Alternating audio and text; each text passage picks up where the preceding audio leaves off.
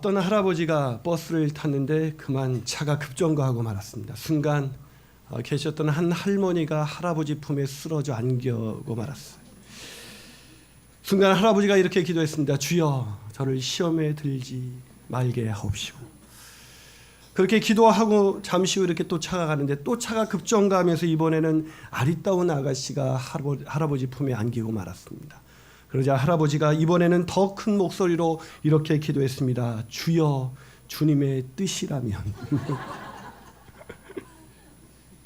유혹에서 자유로운 사람이 있을 수 있을까요? C.S. 루이스의 책 중에 스크루테이프의 편지라는 책이 있습니다. 아주 노련하고 경험이 많은 악마 스크루테이프가 신출내기 악마인 자신의 조카 윈 우드에게 사람을 유혹하는 그런 31가지 노하우를 전수하는 내용입니다. 이 책을 읽다 보면 정말 절절히 느껴지는 한 가지 사실이 있다면 그것은 인간이 결코 유혹에서 자유롭지 못하다는 것입니다. 그 책을 읽다 보면 바로 내가 그랬었는데 그렇게 고개를 끄덕거리면서 읽게 되는 내용이 얼마나 많은지 몰라요. 그만큼 인간은 유혹에서 자유롭지가 못합니다. 예수께서는 그런 인간의 연약함을 아시고 오늘 본문에서 제자들을 통해서 이런 기도를 가르쳐 주셨습니다. 본문 13절 한번 볼까요? 있습니다. 본문 13절 시작. 우리를 시험에 들게 하지 마시옵고 다만 악에서 구하시옵소서. 무엇을 위해서 기도하라고요? 시험에 들게 하지 않게 하기 위해서. 그런데 이게 그렇게 중요한 기도 제목일까요? 여러분 생각해 보세요. 우리가 물론 신자들이 이렇게 죄의 유혹에 쉽게 넘어가기는 하지만 우리가 이것을 위해서 그렇게 기도하지는 않잖아요.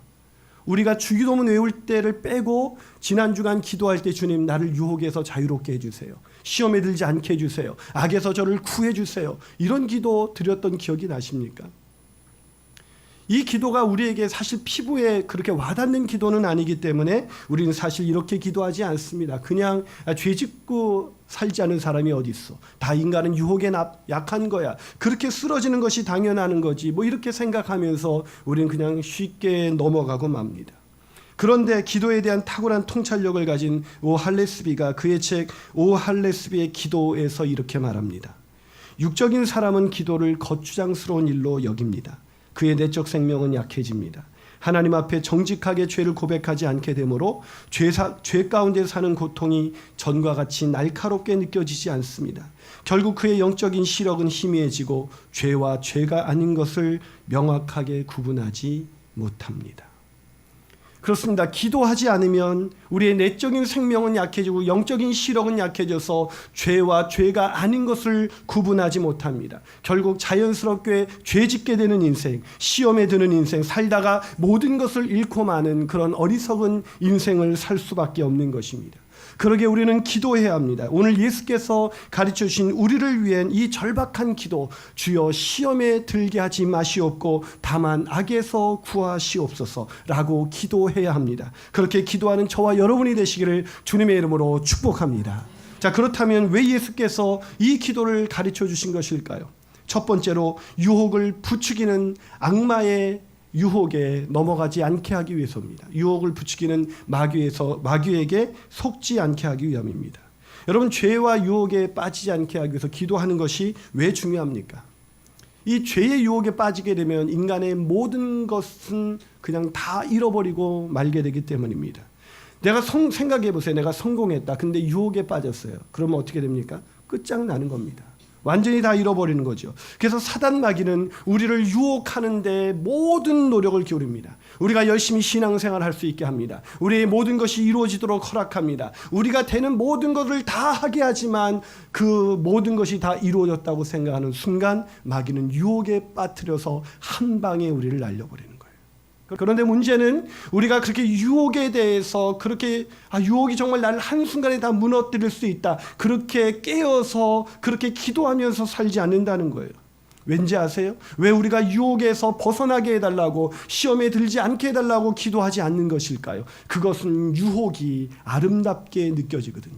우리는 유혹을 미워하는 세상 속에서 살아가고 있습니다. 얼마 전 제목에 호기심이 이끌려서 읽은 책이 한 권 있습니다. 대한민국 1호 픽업 아티스트라는 직업이 있어요. 별 직업이 다 있죠.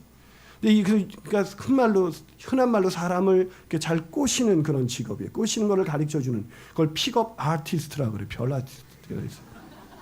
근데 그 사람이 책의 저자 이름이 팬케이크였어요. 참 이름도 팬케이크. 그 책의 제목이 유혹의 달인입니다. 유혹의 달인. 출판사는 책을 이렇게 소개하고 있었습니다. 여자들에게 맞아 죽을 각오로 쓴 책. 3초 안에 접근하고 30분 안에 사로잡는다. 갑자기 읽고 싶어지시나요? 책은 여성들을 유혹할 수 있는 기술들을 아주 노골적으로 가르쳐주고 있었습니다. 내용을 보니까 유혹은 8단계로 완성된다. 1년에 1000명의 여자와 만나는 법. 죽겠네요. 1000명. 여자를 유혹하고 조종하는 대화의 기술. 유혹을 부추기는 세상, 유혹을 아름답게 미화하는 세상, 유혹을 두려워하기보다는 유혹에 빠지려고 그렇게 몸부림치는 세상, 그런 세상에서 사단은 이미 우리의 생각과 가치관을 완전히 바꾸어 버렸습니다. 유혹은 꼭 그렇게 나쁜 것만은 아니야. 아니, 유혹은 아름다운 거야 라고 우리에게 속삭이고 있습니다. 하지만 이것이 유혹의 본질이라는 걸 아셔야 돼요. 잔 오웬이 그의 책 죄와 유혹이라는 아주 유명한 책이 있습니다. 그 죄와 유혹이라는 책에서 유혹의 본질을 이렇게 소개했습니다. 사단은 유혹의 바람직한 면만 제시함으로써 정신을 미혹하여 그릇된 판단을 하게 만든다. 이게 유혹의 본질이에요. 여러분 기억하시나요? 창세기 3장을 말이죠. 인류가 언제 타락했습니까? 하나님이 금하신 선악과를 왜 따먹었습니까? 절대 먹으면 정령 죽으리라고 하나님이 말씀하셨지만 그들은 결국 그것을 따먹고 말았습니다. 왜요? 사단이 유혹의 아름다운 면, 긍정적인 면만 강조했거든요. 순간 하와에게 그 유혹이 얼마나 아름다워 보였는지 창세기 3장 6절에서 사단의 유혹에 빠져들어간 하와의 마음 상태를 이렇게 표현하고 있습니다. 자, 창세기 3장 6절 같이 읽습니다. 시작.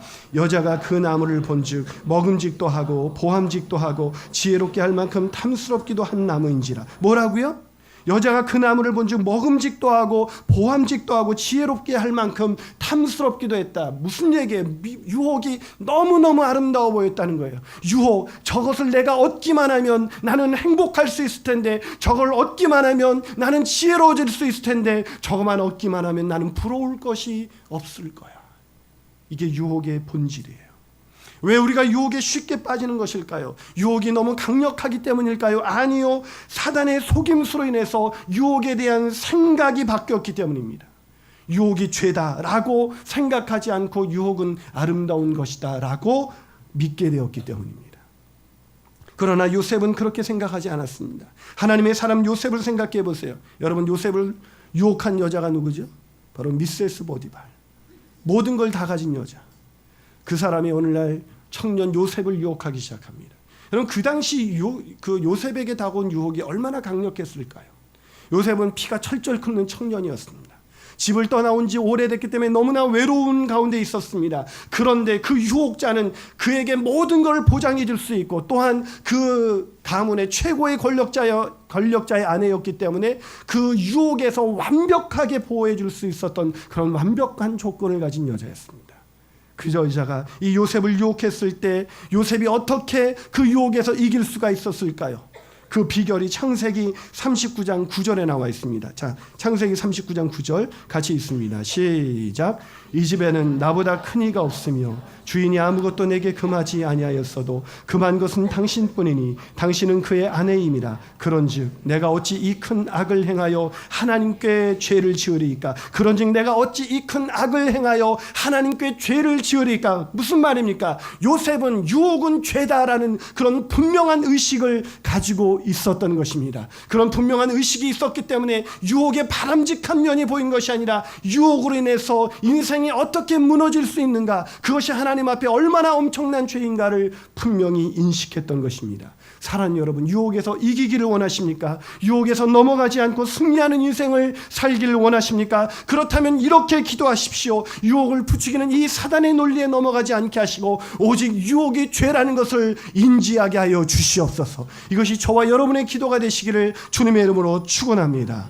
한 발 더 나가서 왜 예수께서 이 기도를 가르쳐 주신 것일까요? 유혹의 약한 존재가 바로 우리임을 깨닫게 하기 위함입니다. 우리가 유혹의 약한 존재라는 것을 깨닫게 하기 위해서 이 기도를 가르쳐 주신 거예요.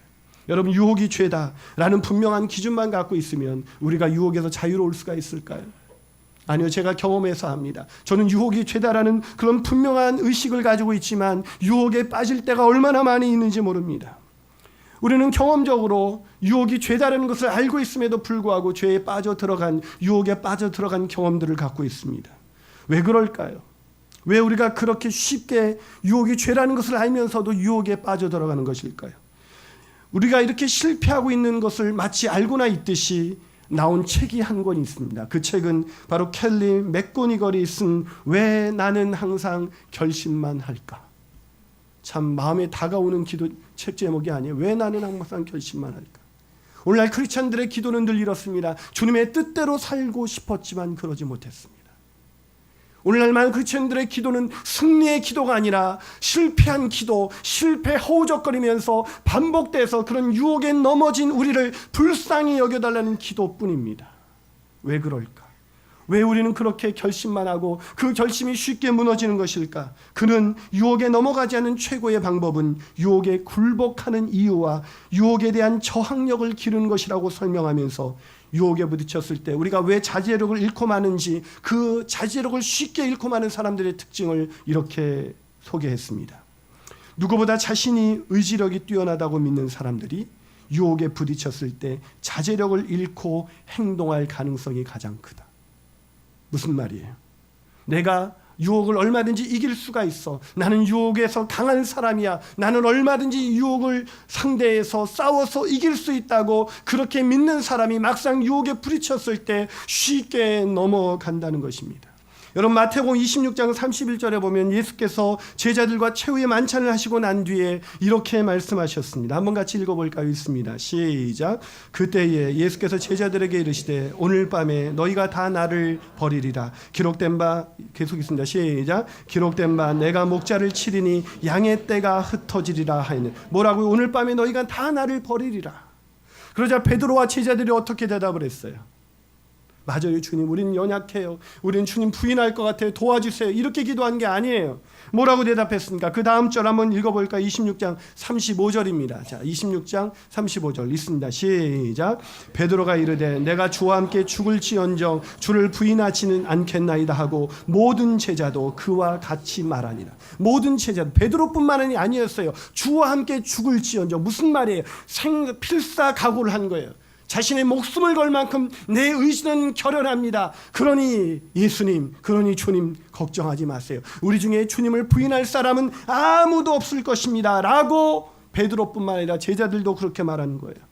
하지만 우리는 결론을 알고 있잖아요. 그들이 어떻게 됐습니까? 왜 그런 필사각오의 그 결단이 왜 그렇게 쉽게 무너졌을까요? 그들의 결단이 약했기 때문일까요? 결심이 약해서 유혹에 넘어가는 것이 아닙니다. 결심이 약해서 넘어가는 것이 아니라 우리가 얼마나 약한 존재인지를 모르기 때문에 우리는 무너지는 거예요. 켈리 맥고니걸이 그 책에서 자신이 얼마든지 유혹을 이길 수 있다고 자신하는 사람들에게 이렇게 말합니다. 자기인식, 특히 의지력이 어떻게 무너지는지 자각하는 것이야말로 자제력의 기반이 된다. 내가 어떻게 무너지는지, 내가 왜 무너질 수밖에 없는지 그것을 인식하고 있는 사람, 내가 얼마나 약한지, 내가 얼마나 쉽게 유혹에 넘어가는지를 인지하는 사람만이 유혹에서 이길 수 있다는 것입니다. 아니, 마태복음 26장 41절에서 예수께서는 자신의 결심을 자신하는 그 제자들에게 이렇게 말합니다. 시험에 들지 않게 깨어 기도하라. 마음에는 원이로되 육신이 약하도다. 마음에는 원이로되 육신이 약하도다. 얼마나 절절한 고백일까요? 얼마나 마음에 와닿는 말씀입니까? 우리는 지난주에도, 아니 지난달에도, 아니 어저께도 우리는 계속 유혹에 쉽게 넘어가는 인생. 마음에는 원이지만, 마음에는 주님의 뜻대로 살고 싶지만 그러지 못하는 인생이 우리의 인생의 모습은 아닐까요? 사랑 여러분, 무너지셨습니까? 유혹에 넘어가셨습니까? 결심이 약하기 때문이 아닙니다. 우리의 연약함을 알지 못하기 때문입니다. 그러게 우리는 겸손하게 주께서 가르쳐주신 이 기도, 주여 우리를 시험에 들지 말게 하옵시고 악에서 구하옵소서. 이 절절한 기도가 우리의 매일의 기도가 되어야 합니다. 왜요? 우리가 그 유혹에 빠지는 순간 우리의 모든 것은 날아가 버리기 때문입니다. 저는 저와 여러분이 우리의 약함을 알고 시험에 들지 않게 되는 인생 살아가게 되시기를 주님의 이름으로 축복합니다. 마지막으로 왜 예수께서 이 기도를 가르쳐 주신 것일까요? 그 세 번째 이유는 유혹을 이기는 능력은 기도밖에 없음을 알게 하기 위함입니다. 유혹을 이기는 능력이 뭐밖에 없다고요? 기도밖에 없어요. 기도하지 않으면 유혹에 넘어갈 수밖에 없습니다. 우리가 쉽게 유혹에 넘어간 이유가 뭡니까? 바로 기도하지 않기 때문이에요. 설교를 들으면서 어떤 분은 풀리지 않은 질문이 있을 거예요. 목사님, 저는 유혹이 죄다라는 분명한 사실을 알고 있습니다. 그리고 제가 유혹에 약한 존재라는 것도 알고 있습니다. 그런데 왜 저는 반복해서 죄를 짓게 되는 것일까요? 왜 유혹에 넘어가게 되는 것일까요? 왜 그럴까요? 메리 엘렌 애쉬크로프트라는 분이 여자라서 받는 유혹이라는 책을 썼습니다. 그 여자라서 받는 유혹이라는 책에 보니까 이런 내용이 나와 있더라고요. 한 여자가 전혀 사랑스럽지 않고 사랑받지 못한다고 느끼면 그녀는 자신의 삶을 하나님을 대신하는 다른 것들로 채우게 된다. 다시 읽어볼까요? 한 여자가 전혀 사랑스럽지 않고 사랑받지 못한다고 느끼면 그녀는 자신의 삶을 하나님을 대신하는 다른 것들로 채우게 될 것이다. 왜 유혹에 빠지면 안 된다는 걸 알면서도, 왜 우리의 연약함을 알면서도 우린 유혹에 빠지게 되는 것일까요? 그것은 하나님의 사랑, 하나님으로만 채워질 수 있는 그 공간이 비어져 있는 거예요. 인간은 하나님의 형상과 모양대로 지음을 받았습니다. 그러기에 인간은 하나님으로만 채워질 수 있는 공간이 있습니다. 아니, 인간의 내면은 하나님이 아닌 다른 것으로 채우려고 노력한다면 결코 채울 수가 없습니다. 그래서 공허한 거예요. 그래서 계속해서 유혹받는 거예요. 계속해서 그것을 취득하면 좋을 것 같은데 그것을 얻는 순간 우리는 더 깊은 수렁에 점점 빠져들어가는 거예요. 왜요? 하나님으로만 채워져야 하는 그 공간이 비어져 있기 때문이죠. 그것이 바로 돈이고, 그것이 바로 쇼핑이고, 그것이 바로 명예이고 권력이고, 때로는 자식이고, 때로는 배우자인 것입니다. 그러나 채울 수가 없어요. 채워지지 않아요. 채워지지 않게 또 유혹에 빠집니다. 아니, 유혹을 꿈꿉니다. 아니, 유혹을 미화시킵니다. 돈 많이 버는 남편, 좋은 학교에 가신 자식, 남이 살 수 없는 것들을 사들이는 것, 배우자가 아닌 사람과 일탈적인 사랑, 남이 오를 수 없는 지위를 획득하는 것, 그것이 아름다운 삶이라고 우리는 생각하게 되는 것입니다. 그러나 성경은 그 채워지지 않는 그 공허에서 비롯된 그 욕심을 죄라고 말합니다. 야고보서 1장 15절을 읽어볼까요? 야고보서 1장 15절을 한번 같이 읽습니다. 시작. 욕심이 잉태한 즉 죄를 낳고 죄가 장성한 즉 사망을 낳으니라. 뭐가 잉태한 즉 죄를 낳았다고요? 욕심이 잉태한 즉 죄를 낳았다. 채워지지 않는 빈 공간, 그 빈 공간을 채우려는 인간의 모든 욕심이 바로 죄의 본질이라는 것을 아셔야 돼요. 인간이 원래 사악하기 때문에 죄를 짓는 것이 아닙니다. 우리 안에 있는 빈 공허와 하나님으로 채워져야 되는 그 공간이 채워지지 않으면, 우리가 신자라 할지라도, 우리가 믿음을 가진 사람이라 할지라도, 우리가 목사라고 할지라도, 우리가 교회를 그렇게 오랫동안 다녔다 할지라도 채워지지 않은 그 빈 공간으로 인해서 우리는 끊임없이 미혹당하면서 유혹에 빠져 죄를 짓고 마는 것입니다. 채워져 계세요? 그 빈 공간 무엇으로 채울 수 있습니까? 여러분 생각해 보세요. 하와가 왜 범죄했습니까? 하와가 왜 선악과를 따먹었습니까? 선악과를 따먹으면 절대 안 된다는 걸 몰랐기 때문일까요? 아니요, 하나님의 말씀을 분명히 들었습니다. 기준을 갖고 있었습니다. 그런데 왜 하와가 그것이 아름다워 보였을까요? 왜 그것을 따먹고 싶었을까요? 성경은 그가 하나님과 같이 될 수 있다는 그 사단의 말에 넘어갔기 때문이라고 말합니다. 그 마음속에서 사단에게 유혹받기 전에 하나님과 같이 되려는, 하나님으로만 채워져야 되는 사람이 하나님이 되려고 합니다. 그것이 죄의 본질입니다.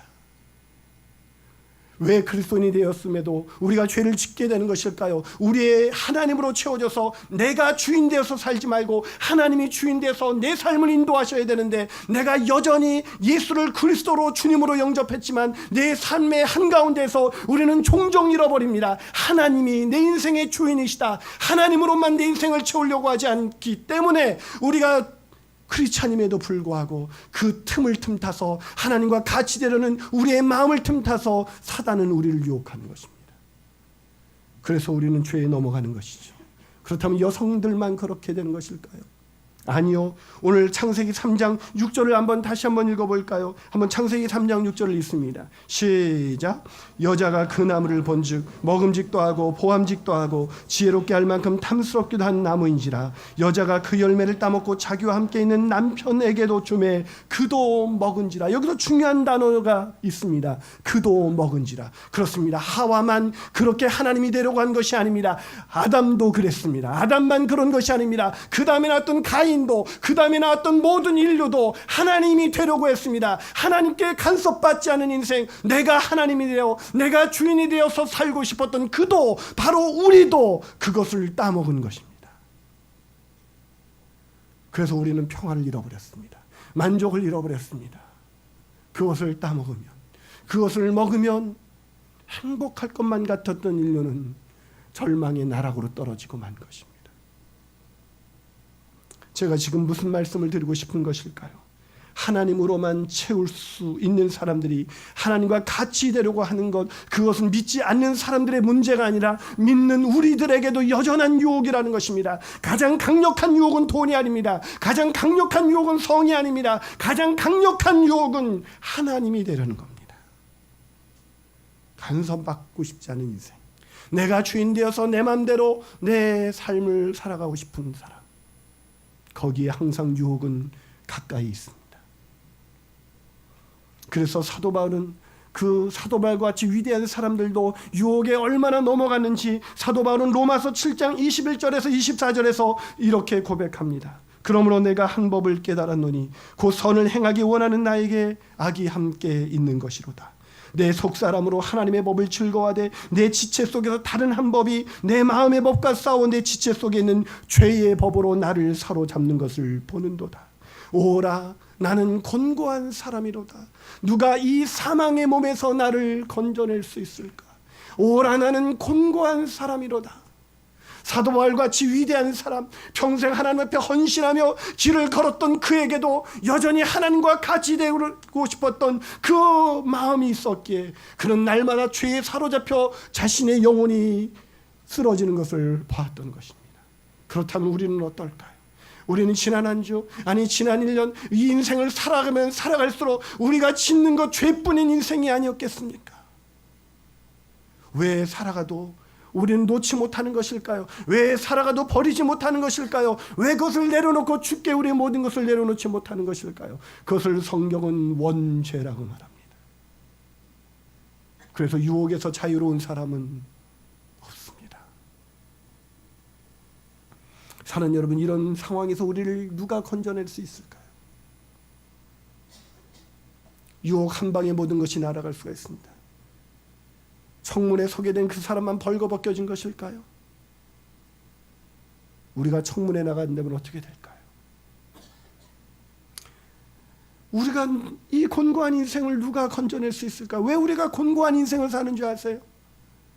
우리가 원하는 것을 얻지 못했기 때문에 곤고한 인생을 살아가는 것이 아니라 끊임없이 포기할 수 없는 내가 주인 되어서 살고 싶은 내 안에 이르는 세속적인 욕망, 이것을 포기하지 않기에 유혹은 끝이 없는 겁니다.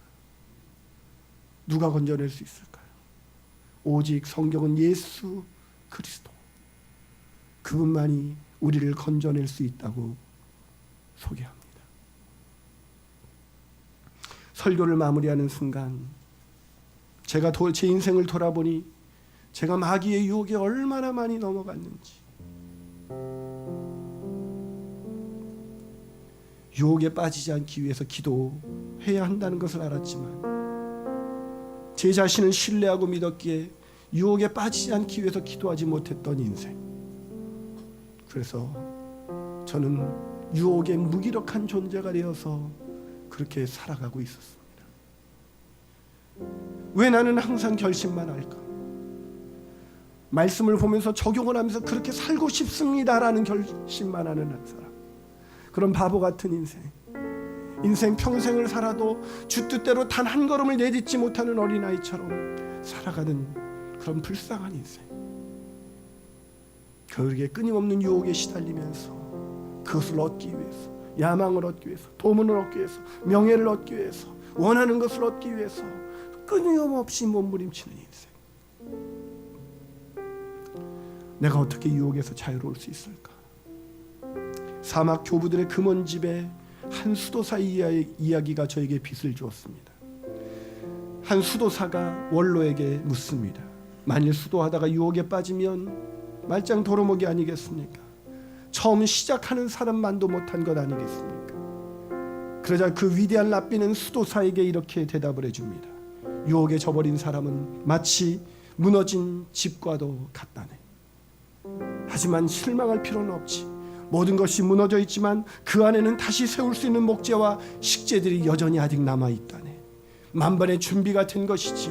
만약 우리가 유혹에 쳤으나 다시 하나님을 향해 고개를 들 수만 있다면 그 사람은 다시 시작할 수 있는 것이라네. 우리가 유혹에 쳤지만 우리의 끝없는 우리의 세속적인 욕망으로 인해서 하나님이 때로는 우리의 그 세속적인 욕망 때문에 우리가 또다시 무너졌지만 우리의 고개를 하나님께로 드는 순간 우리를 위하여 십자가를 지시고 우리를 위하여 우리의 죄에 빠진 우리를 위하여 십자가를 지신 그 주님께 우리의 고개를 드는 순간 우리의 시선이 향하는 순간 그분은 우리에게 이렇게 말씀하십니다. 다시 시작할 수가 있어. 그리스도만이 우리를 유혹에서 건져내시는 우리의 주인이신 것을. 그래서 오늘도 우리는 그 주인 되신 하나님 앞에 나가서 다른 모든 기도 제목을 차지하고라도 주여 우리를 시험에 들게 하지 마옵시고 악에서 구하옵소서. 이렇게 기도해야 하지 않을까요? 기도하시겠습니다.